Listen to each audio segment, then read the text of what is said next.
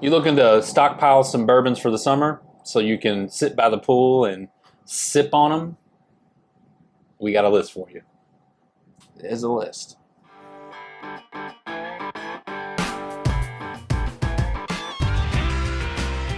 Welcome back to another edition of Bourbon Kingdom. I'm David. And I'm Zach. And today we are going to give you a list of summer bourbons.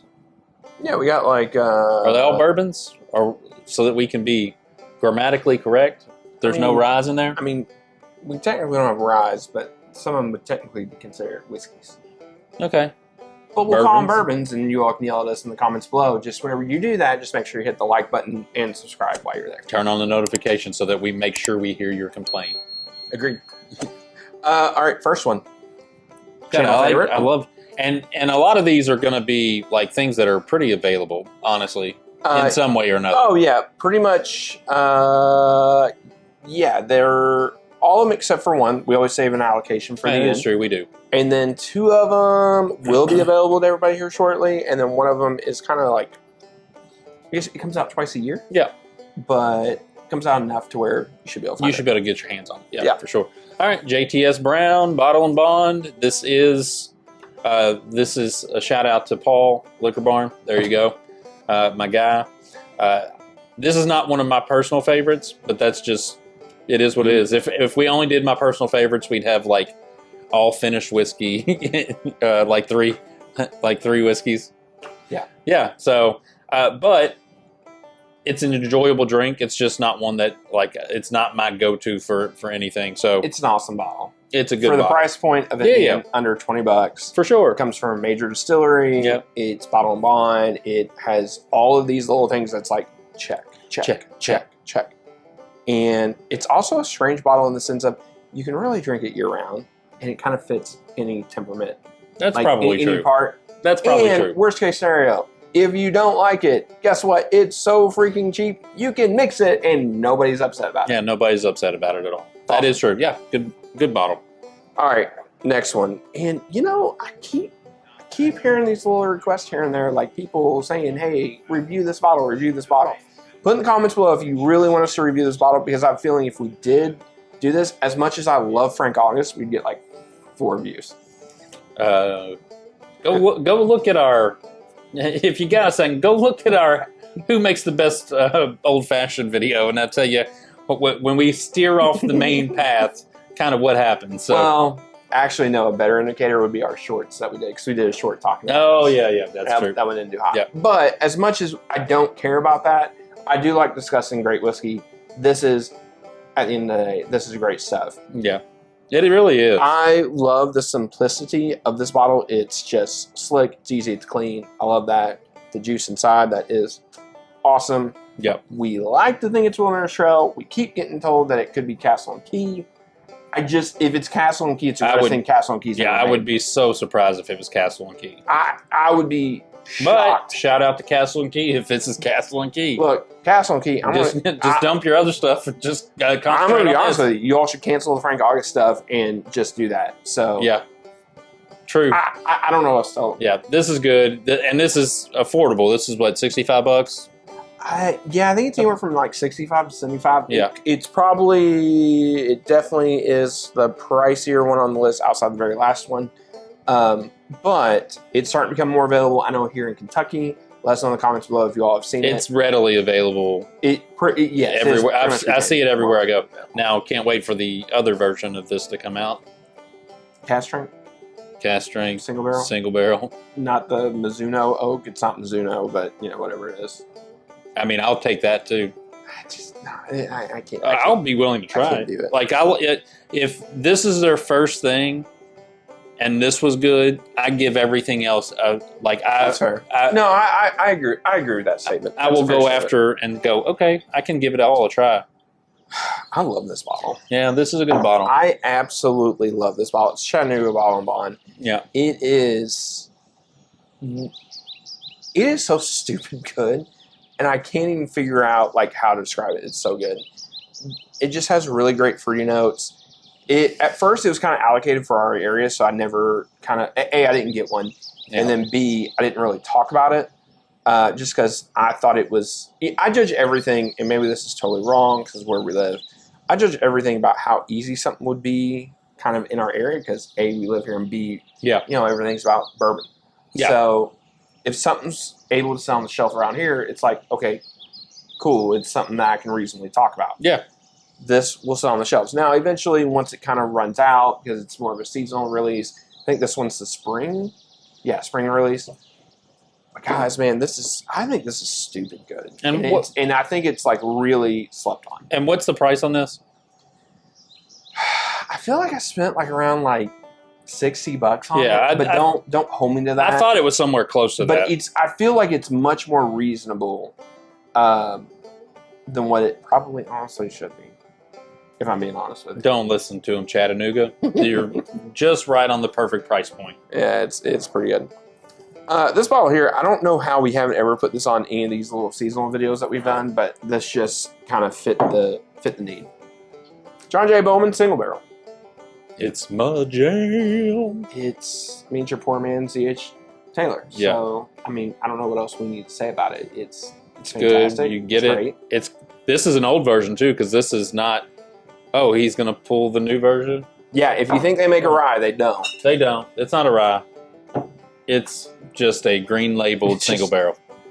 I've been trying to do some investigating because part of me, the rumor is that John J. Bowman is now doing their own liquid and not coming from Buffalo Trace. Yeah. And so part of me thinks that maybe the green label is the indicator that, hey, this is our own stuff. We changed it. It's ours. But I was talking to Paul at Liquor Barn today, and he says that he's talked to a few people that say that this is still sourced from Buffalo Trace. I had it the other day at the bar whenever we were up there. Yeah. And to me, it tastes still just like a poor man C.H. Taylor. And by the way, when I say poor man, it pretty much just tastes like an E.H. Taylor small batch. So yeah, I mean, it's fantastic. That one you take. Yeah. It's fantastic. It's great. I have absolutely no complaints about it. And if you're having a problem finding that an E.H. Taylor single barrel or small batch, grab one of those. If you can find this, because this is stupid hard to find. Well, too. I think it's a little bit easier to find outside of our area. Yeah. For whatever reason, they do not like to give us very many of them. Go to Kroger. All right, next one. Had to have a finished product on here. This just honestly just fits really well for summer. The Penelope Rose Cast finish. Rosé, whatever. I'm not a big... For all you wine people, it's rosé. Rosé, whatever. I'm honestly not a big finish fan. I know I've talked about that a bunch on the channel. I really like this in Valencia. These two, I think really hit an awesome note for me. And again, not a huge finish guy. I don't love this one, but I like it. Yeah. But for a summertime, sitting by a pool, yeah, it's a nice proof. It's gonna be a nice, easy drinker. No, the cork is always awesome. No, that's not how you do it. Look, I'm gonna show everybody right now. Whenever you have a glass cork, all you have to do is just push on the side like that. Ooh, push on the side. And then it comes right out. Boom. See? It's easy. He's so smart. He's pretty. I forget who taught me this, but that's where... What were you gonna do with this, by the way? Smell it? I just love the cork. Yeah, fair enough. So... But yeah. Sophisticated. The glass cork, I'm like, but at the same time, whatever. All right. We'll get into a bottle that might actually be a little hard to find for people, but give it about another year and a half. It should be pretty much available for everywhere. Yeah. Barstown Origin Series. This is the Rye Asheville one. I think these should be on everybody's, once they're available, this should be on everybody's bar. I just think both of them should be on the bar. Not only, well, here, I'll just start. Yeah, just bring them both out. I had both of them. We were just going to say both of them, do one at a time. Both the Bottle and Bond and the Rye. And by the way, when I'm saying the Rye, it's not the Rye one, it's just the High Rye. I think these bottles, and I don't think they'll do well at the end of the year blinds. I think these bottles should be on the end of the year stuff because I think the stuff is so freaking good. I don't think it will do well in blinds. I agree. But the products itself it's so nice and refreshing seeing new products come out from, even though Bardstown's not like what you would say a legacy distillery, they're one of the biggest distilleries in the world. I mean, Bardstown is producing so much whiskey right now. They are producing a ton. So much bourbon. Yeah. And the fact this came out and it's like, what, 40 and 45 bucks? 45 bucks. I mean, it just... Yeah. Give credit where credit is due. Yeah. So both just solid bottles. Yeah, they are. And they're both different enough, too, to where they're both very enjoyable. Yeah, I feel like one's got a little bite to it and the other one is super smooth. And I like it. I like both of those. So both really good. Yeah. All right, second and last one on the list. We're going to do another Bottle and Bond Old Forester 1897 Bottle and Bond. This one, I would say, it kind of gets forgotten about. It does. On the list when it comes to Old Forester, and now with the hype of a brand new Old Forester coming out, I feel like it's just going to keep getting forgotten about more. It'll be like this. Yeah, pretty much. Don't sleep on this one. This one's really nice. It is nice.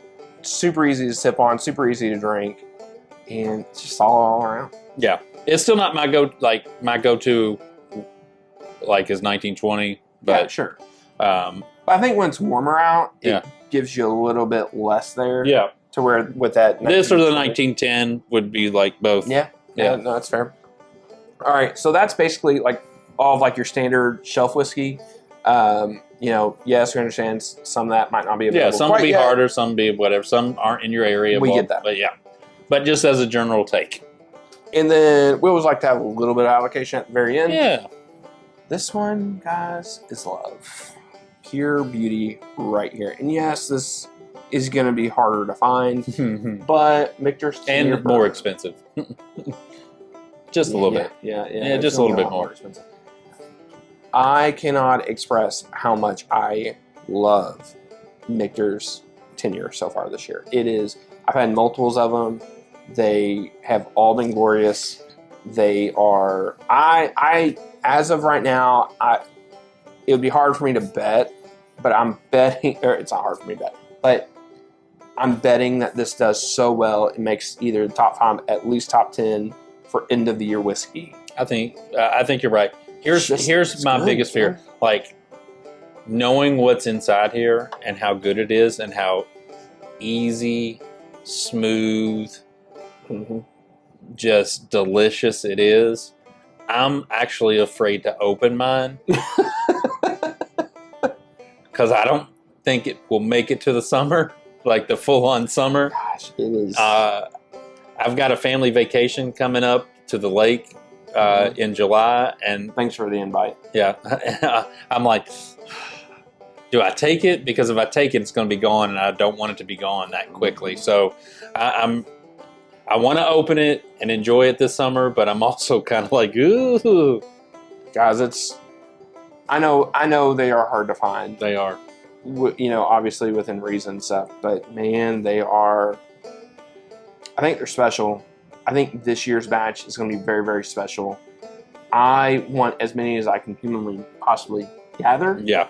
That's why if you ever see me out, especially, on early mornings whenever I'm off work, I try to go down there and camp out at Michter's because why not? If I can get lucky, I can get lucky. It'd be nice if they started doing what they did with the 10-year rye and just start selling those individually instead of selling them as a package. It would also be nice to win the lottery.